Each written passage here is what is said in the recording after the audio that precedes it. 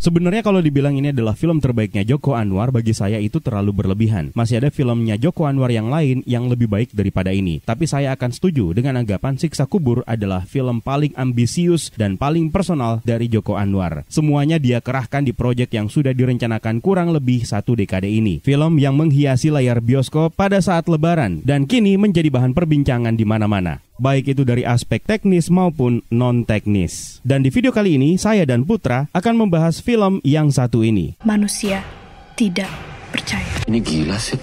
Ya orang gak percaya tahayul, Dil. Siksa Kubur menceritakan tentang anak perempuan bernama Sita. Dalam keluarganya, ia hidup bersama kedua orang tuanya dan Adil kakaknya. Sita dan Adil semasa kecil diperankan oleh Widuri Putri dan Muzaki Ramdan, aktor cilik yang udah langganan di film-film karyanya Bang Joko Anwar. Sementara orang tua mereka diperankan oleh Fahri Albar dan Happy Salma. Semasa kecil, Sita dan Adi harus menelan kenyataan pahit karena orang tua mereka yang tewas dan jadi korban bom bunuh diri.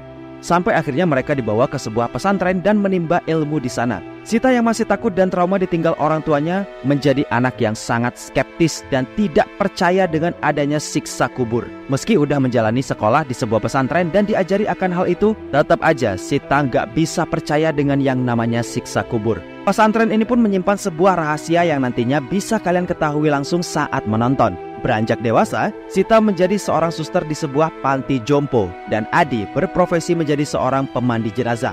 Sita yang dewasa punya tujuan hidup yang baru, yaitu mencari tahu apakah benar siksa kubur itu nyata bentuknya atau sekadar imajinasi serta hayalannya semata. Karena Sita di sini menjadi orang yang tidak percaya dengan agama berikut dengan siksa kuburnya tadi. Adil yang selalu menjadi tangan kanan Sita dalam aksinya mencari pembuktian tersebut sampai pada momen di mana ia berhasil masuk ke dalam kuburan seorang mayat yang semasa hidupnya dianggap oleh Sita sebagai orang paling berdosa. Benarkah Sita akan berhasil membuktikan jika siksa kubur itu tidak nyata? Dan gimana dengan nasib kakak beradik ini selanjutnya? Jawabannya bisa kalian temukan di bioskop sekarang juga ya, Universe. Siksa Kubur hanya di bioskop. Siksa Kubur sukses membangun hype para penonton lokal karena kali ini kembali digarap oleh Joko Anwar, sutradara yang berhasil membawa teror menakutkan seorang ibu lewat pengabdi setannya. Yes, buat kalian yang pernah menonton short movie-nya berjudul Grave Torture, ini adalah pengembangan cerita yang lebih luas dari short movie tersebut. Digarap di tahun 2023, film ini mengajak serta para pemain tier A dengan kualitas akting yang udah gak perlu kalian ragukan lagi. Semua pemeran bermain dengan apik sampai ke pemain pendukungnya juga suportif banget. Meski demikian, ada beberapa kualitas akting dari supporting karakter yang terasa kurang. Seperti misalnya isak tangisan depresi Pak Arswendi Bening Suara yang sudah menjadi langganan bagi filmnya Joko Anwar yang tidak tereksekusi dengan natural. Sampai saya merasa beliau kayaknya tidak cocok untuk peran ini. Mungkin akan lebih pas jika perannya ditukar dengan Pak Slamet Raharjo. Nah, dari departemen ceritanya, film ini ditulis langsung oleh Bang Joko Anwar dengan premis serta sinopsis yang cukup mengejutkan para pembacanya. Menceritakan Sita yang menjadi anak dengan ketidakpercayaannya sama agama dan ingin menyaksikan langsung siksa kubur yang sering ia dengar dari ajaran pesantrennya serta sebuah kaset pita dari seseorang yang tidak dikenal. Namun aksinya ini tentu ada konsekuensi yang sangat serius dan akan menimpa Sita tentunya. Konsekuensi inilah yang menjadi gong akhir dari film Siksa Kubur yang sangat baik menurut kami. Konsep cerita yang berfokus dengan ritme yang pelan namun pasti. Horor psychological ini tentunya gak akan cocok bagi kamu yang menikmati film horor berparadekan jumpscare yang rapat di sepanjang durasi. Big no! Kalian akan disuguhkan dengan ceritanya terlebih dahulu dan diajak fokus untuk memahami kisah hidup Sita dan Adil lebih mendalam. Daripada menjadi parade jumpscare, Siksa Kubur hadir dengan modelan slow burn yang datang dengan cerita yang pelan dan akhir yang siap membakar psikis kalian lebih panas lagi. Jumpscare-nya ada, tapi gak banyak.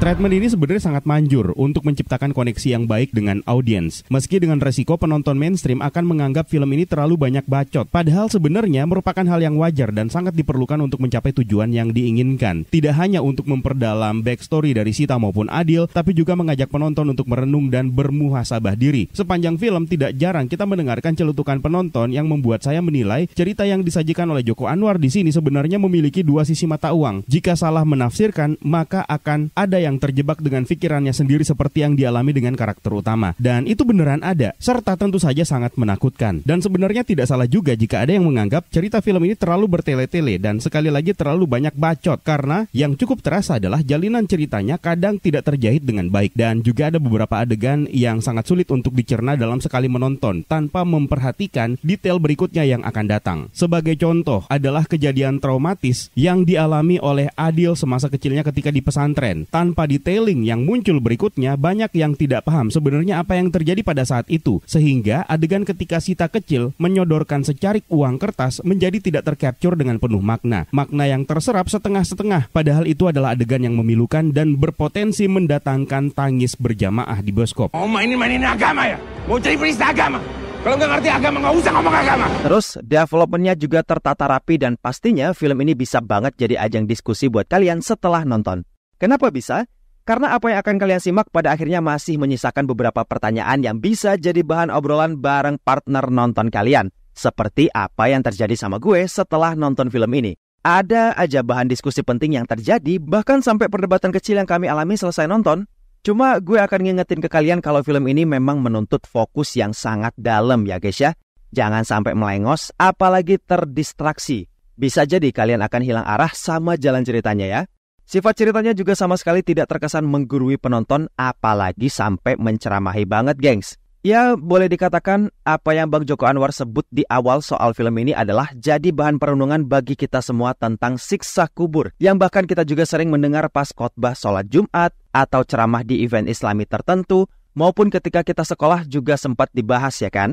Makanya udah pas banget lah dijadikan horor religi dengan sentuhan psychological yang sukses menyerang psikis dan mental kita. Endingnya memang sangat out of the box, dan Joko Anwar pinter banget mainin perasaan para penonton yang sedari awal sudah menunggu mana siksa kuburnya. Tapi yang beliau lakukan justru menahan adegan tersebut sejak pertengahan dan membuat sebuah perspektif yang tidak terduga, di mana Joko Anwar memilih untuk mengajak penonton bertanya-tanya dulu, berarti beneran gak ada siksa kubur nih? Atau perlu mayit lain dengan dosa yang lain yang jauh lebih besar? Dan cerita terus berlanjut dengan ending yang emang beneran mind-blowing. Dari sinilah lapisan makna itu terplanting dengan baik, sehingga apa yang kita rasakan di adegan pamungkas menjadi sangat berkesan. Tanpa terasa, tetesan air mata pun berjatuhan dalam adegan tersebut, bercampur dengan kengerian yang disajikan. Kalau tanpa cerita yang sudah disajikan sejak awal, maka adegan tersebut hanya akan berakhir sebagai torture porn biasa. Disinilah kejeniusan Joko Anwar sebagai filmmaker yang tidak serampangan memberikan apa yang selama ini disajikan oleh film-film horor. Keseraman ini pun juga ikut diperkuat dari banyak aspek gengs. Selain cerita yang solid dan sifatnya yang multi tafsir ini juga disokong sama sound production yang ciamik punya. Agi Narotama yang terlibat salah satunya di film Sri Asih kemarin juga turun tangan membantu produksi scoring music untuk Siksa Kubur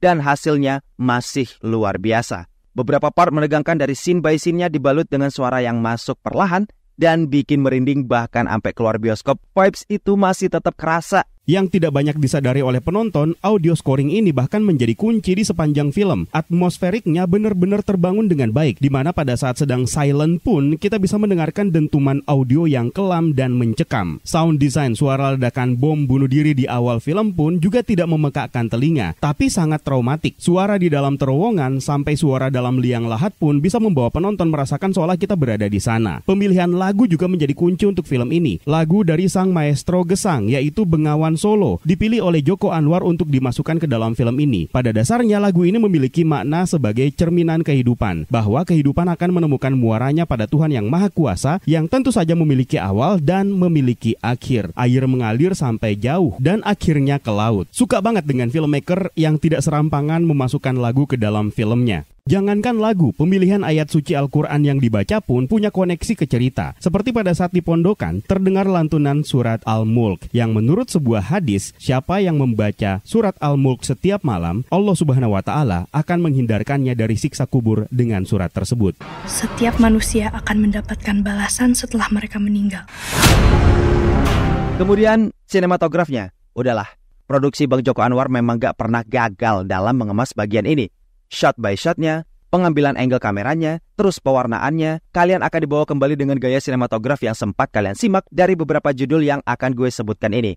Ada Kala, Pintu Terlarang, Pengabdi Setan 2 Communion, sampai Perempuan Tanah Jahanam. Dan sebenarnya tidak sesimpel itu, Put. Jaisal Tanjung, yang sepertinya memang menjadi kolaborator tetap Joko Anwar di setiap filmnya, mengeksekusi beberapa adegan dengan sangat fresh. Yang paling mencuri perhatian saya adalah one take long shot di awal film di toko roti yang mengcapture suasana sebelum ledakan bom bunuh diri yang menewaskan orang tua Sita dan Adil. Adegan ini menyajikan banyak lapisan cerita dan makna yang di-capture tidak hanya melalui visual tapi juga melalui sound design-nya. One take long shot di bagian akhir pun juga sama ketika Adil berada dalam sebuah ruangan sehabis membersihkan jenazah. Kemampuan akting Reza Rahadian terasa dalam adegan ini, di mana dia bisa mempertahankan akting ekspresi yang diinginkan oleh adegan tersebut yang berakhir dengan sangat mencekam. Salut buat Bang Ical Tanjung. Apalagi scene-nya Ibu Christine Hakim di sebuah ruangan penuh mesin cuci. Itu hal yang sampai detik ini masih bikin gue geleng-geleng kepala.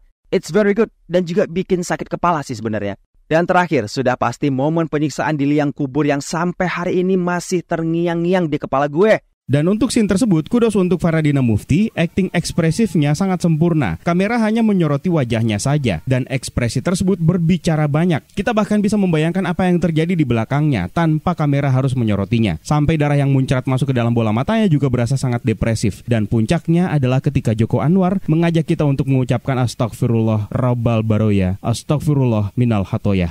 Ini adalah momen yang paling mahal dalam film ini.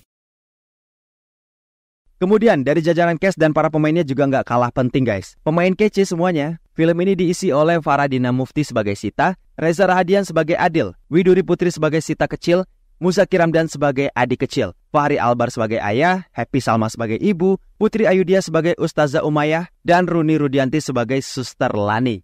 Dari jajaran pemain senior, ada Ibu Christine Hakim sebagai Ibu Nani, Om Slamet Raharjo sebagai Pak Wahyu, Om Arswendi Bening Suara sebagai Pak Pandi, Ibu Nini El Karim sebagai Ibu Juwita, Ibu Yayang Cenur sebagai Ustazah Ningsih, dan terakhir ada Bu Jenar Maisa Ayu sebagai Inayah. Minus yang paling saya keluhkan sebenarnya adalah artikulasi dialog di beberapa titik yang menuntut fokus untuk mendengarkan apa sebenarnya yang sedang dibicarakan atau diucapkan. Terutama di bagian paling akhir, sampai beberapa penonton memiliki respon yang sama dengan saya karena tidak bisa menangkap apa yang diucapkan, mengernyitkan dahi dan bilang, "Hah?"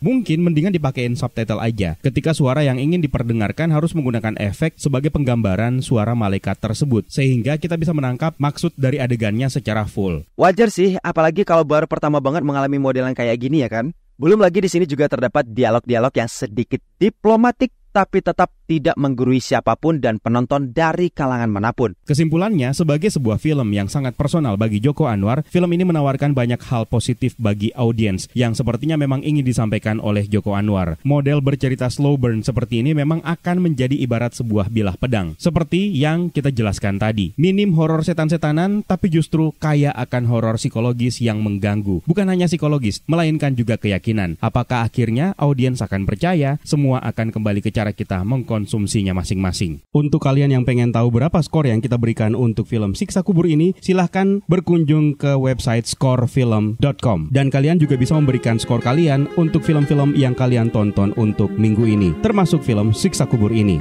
Akhir kata gue ngucapin terima kasih buat yang udah nonton. Terima kasih untuk support thanks kalian. Dan terima kasih yang sudah bergabung di membership community. It's time for me and Bang Eka has to sign out. And until next time.